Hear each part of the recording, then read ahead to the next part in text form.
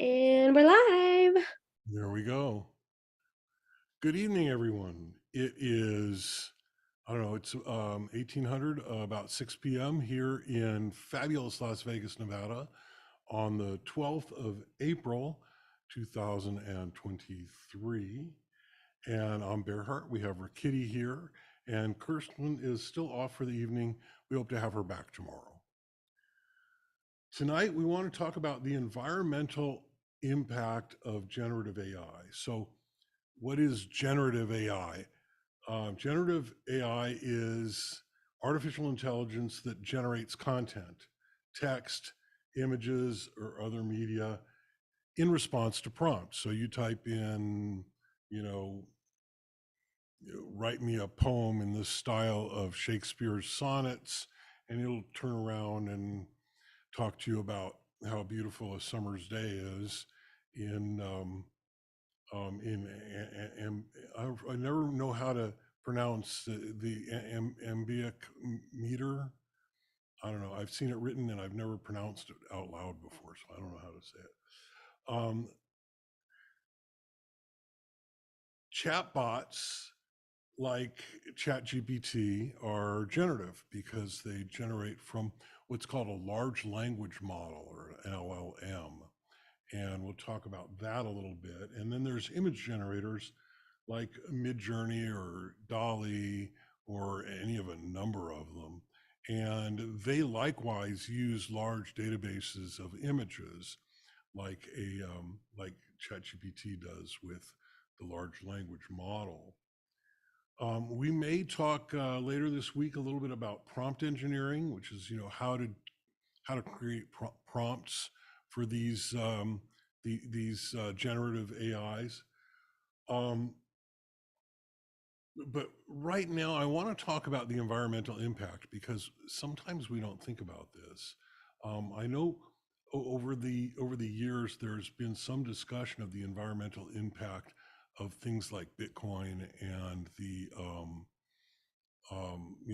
various digital currencies, because they use heavy computational product to create the value of their currencies.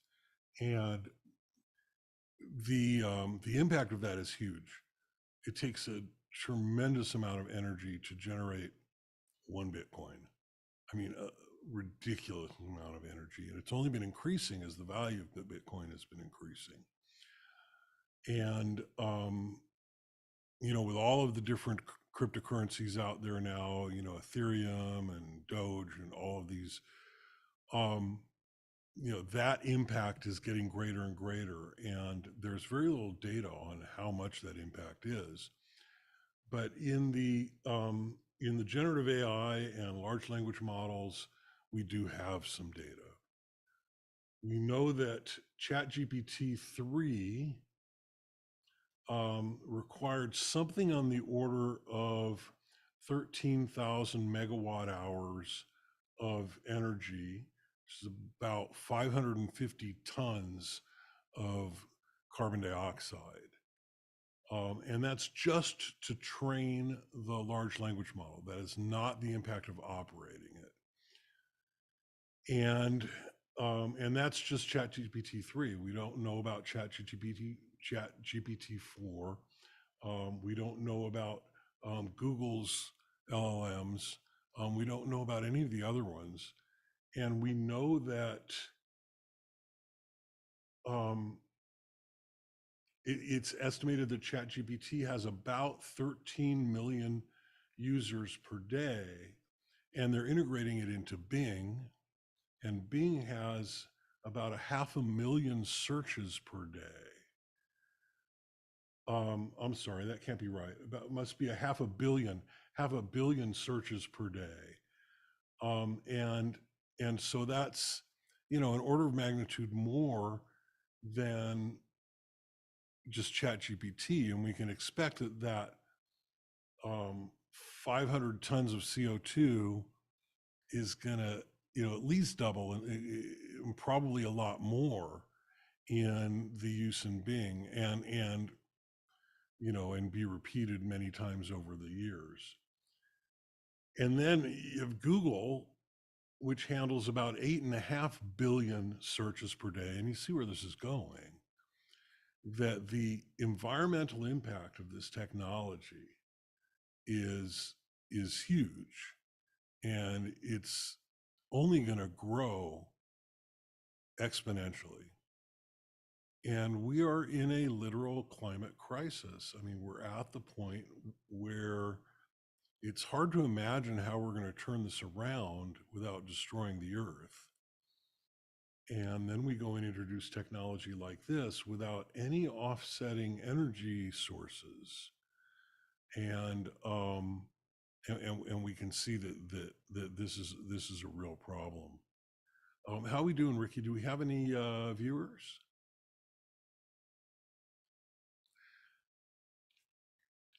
I know I'm on mute. I was saying 1 second, how to go back to the Zoom tab, unmute myself. I just finished posting to all of the socials with the link to YouTube. Oh, okay. So we're only at 2 right now. I just got finished up. So I definitely want to hear from people, what they think of this, how they feel about this, because I know that I mean these technologies are fascinating, and we all want to try them, and we all want to use them, right? And how do we reconcile this? Um, right. Pardon?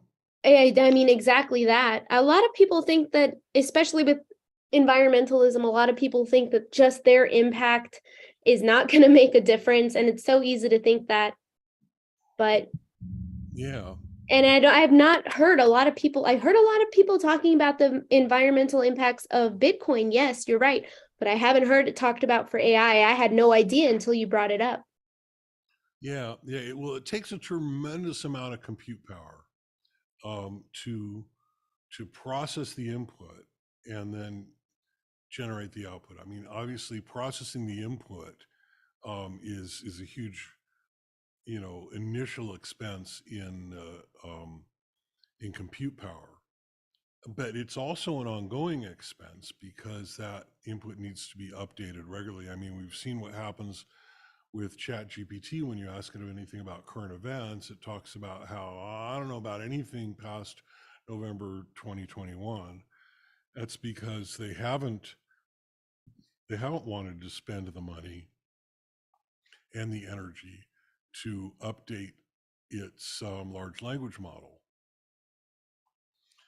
And the same thing is going to be true of these image generators. Now, the image generators at this point, I don't see them as being anywhere near as popular as the chatbots.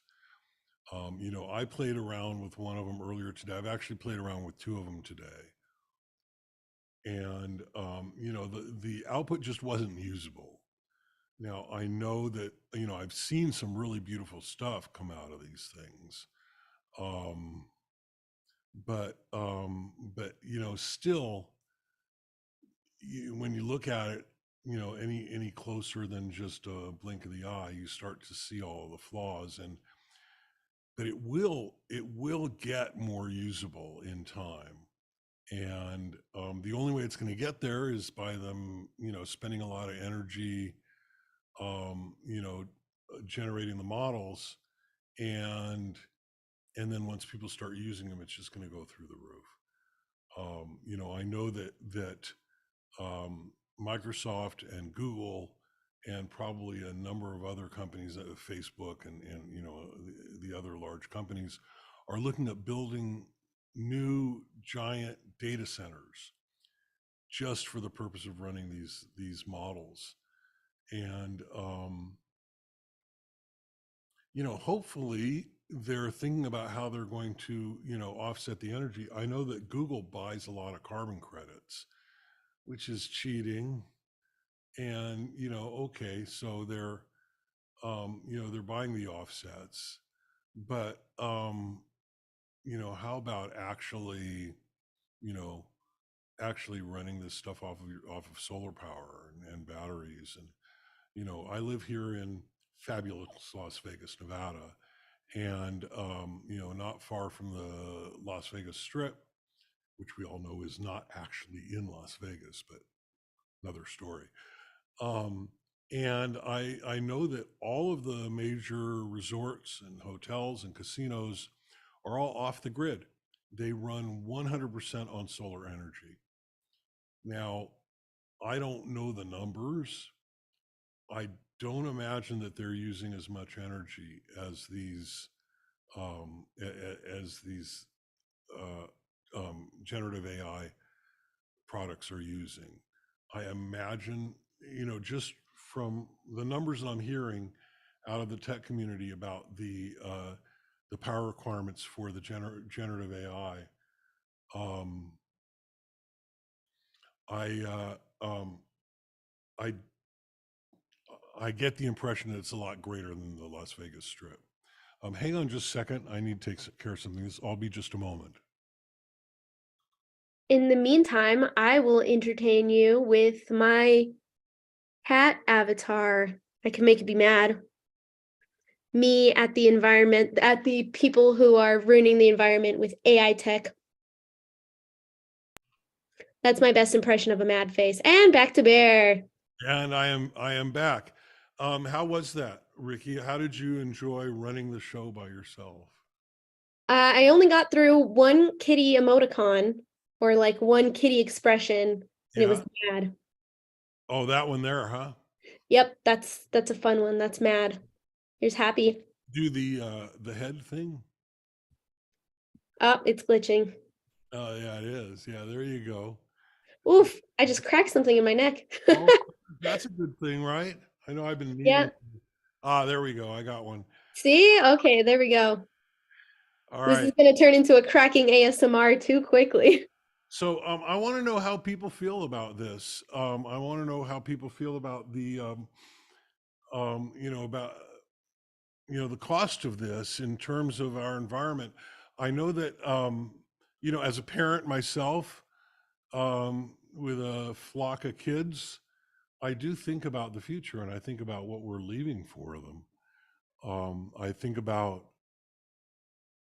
what's the world going to be like, or I mean, really, um, it's kind of scary.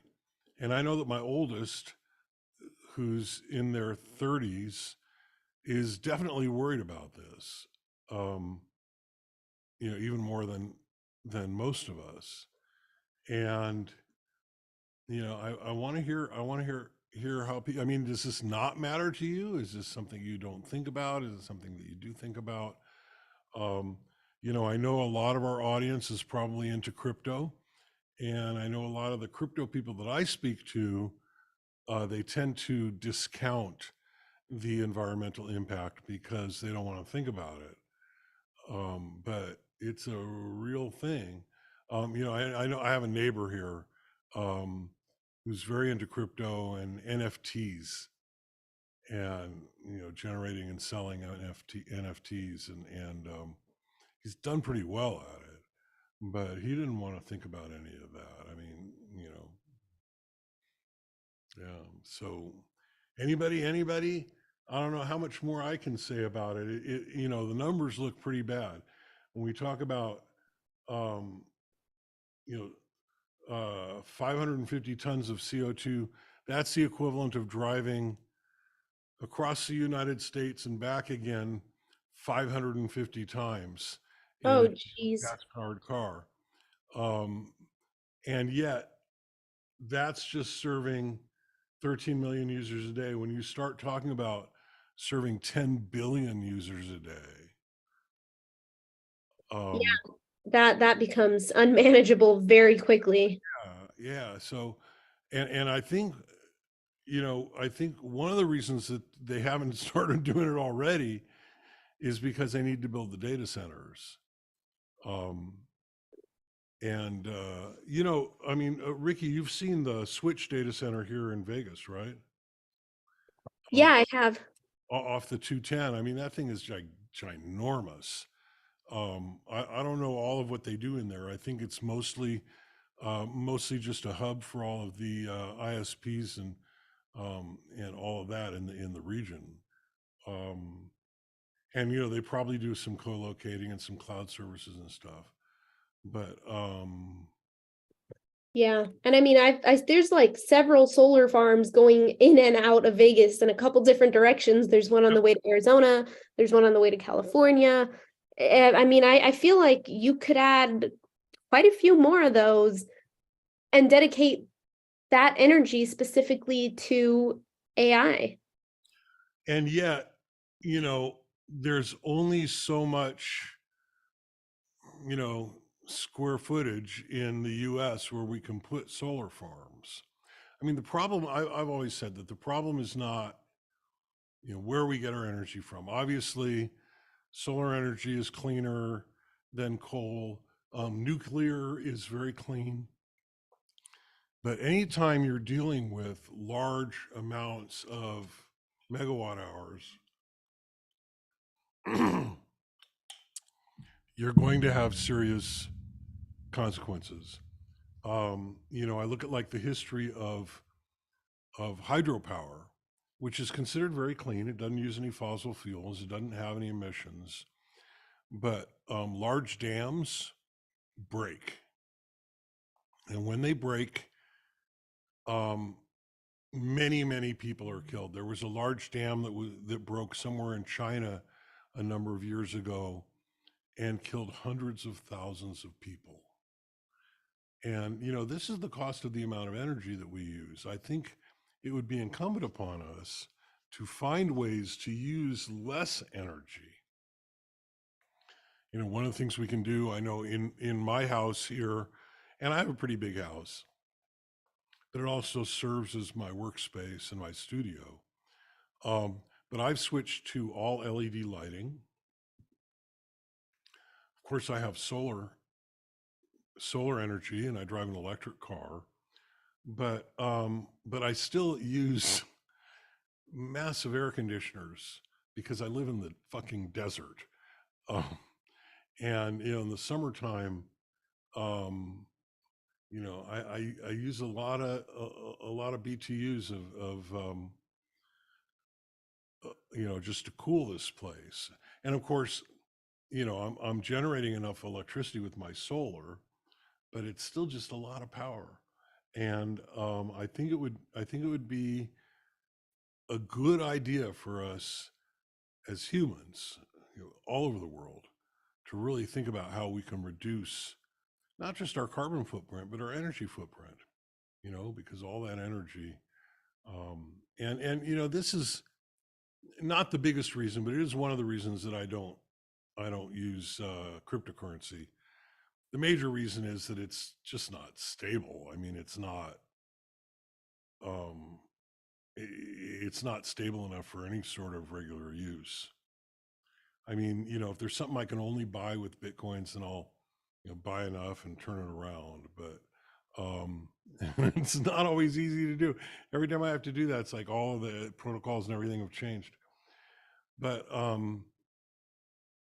you know, as an investment, you know, do I really want to invest in a gigantic carbon footprint? No, I really don't. Anyway, um, Exactly. I mean, you have a Tesla. You've retrofitted your house to be as energy efficient as possible. I mean, it doesn't, I feel like you're putting in all this effort, and there's people who go even more into their own environmental footprint even deeper, but it's so many other people feel like it's just not their problem, or that they could go without caring about it. Because they're like, oh, well, there's, I mean, really the responsibility should fall on the people in power of the corporations that are creating the bulk of the emissions, but not much the little guy could do about that. I mean, a lot of them are working at that. I know Apple has done a great job. Their new campus there in where is it, Cupertino? They have you know, the spaceship.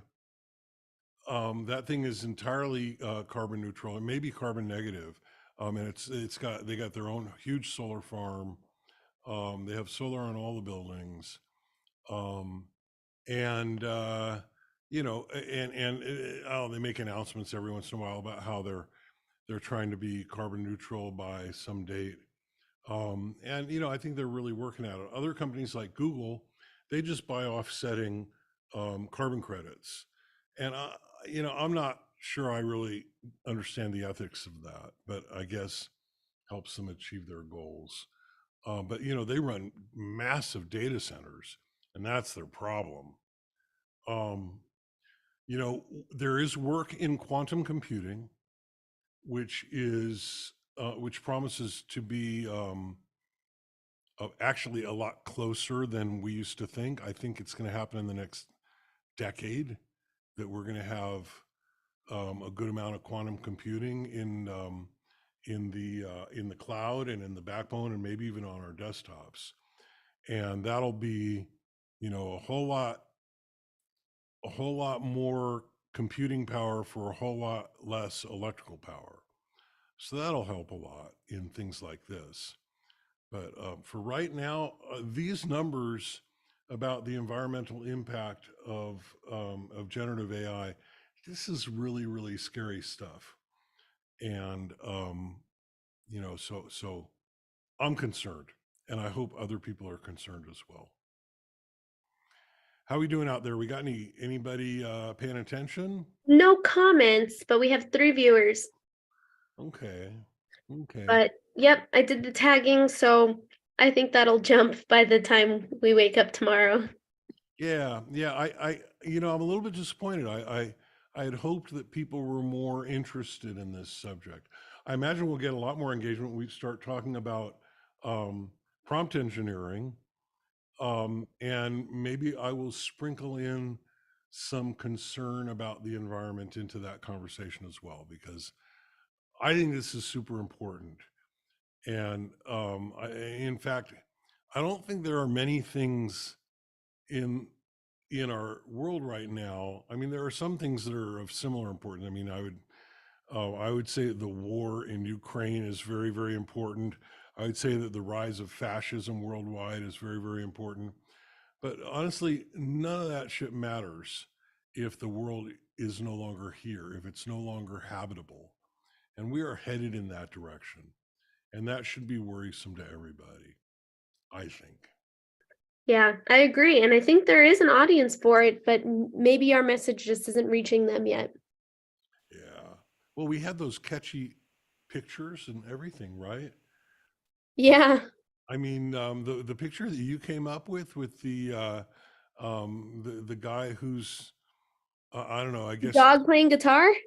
dog playing guitar. I mean, it looked like some horrible evil scientist experiment gone terribly wrong. The guitar neck was not even connected to the body at all.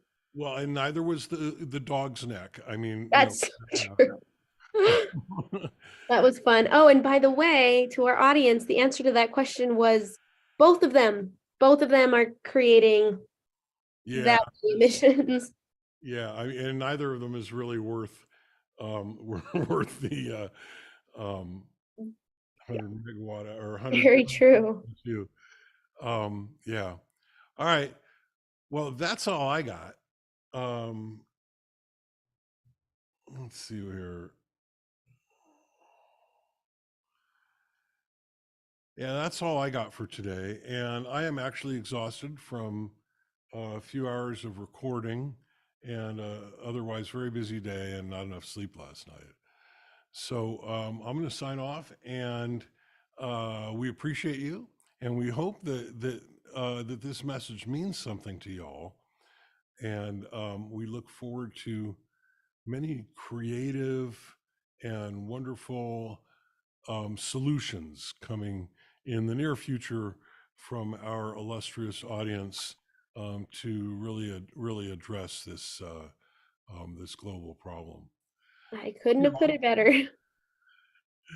Love you all, and hope, and we'll see y'all tomorrow morning, 11 a.m. Pacific time, for our morning chat. Bye. Bye.